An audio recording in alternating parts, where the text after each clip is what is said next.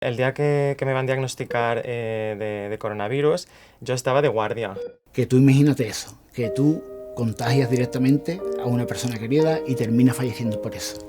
¿Cómo te sentirías el resto de tu vida? Primero empezó mi esposo. Salimos que teníamos los dos el coronavirus, salimos positivos. Luego sí que supe que contagié a gente como compañeros de trabajo. Això va passar i depèn de nosaltres, i de nosaltres els jovens més que de ningú.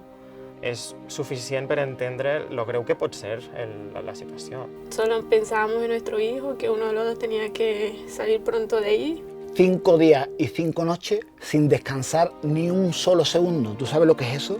Lo més dur és ver com tu ho has passat, però molta gent no. Y recibo la noticia de que mi hermano fallecía por lo mismo también.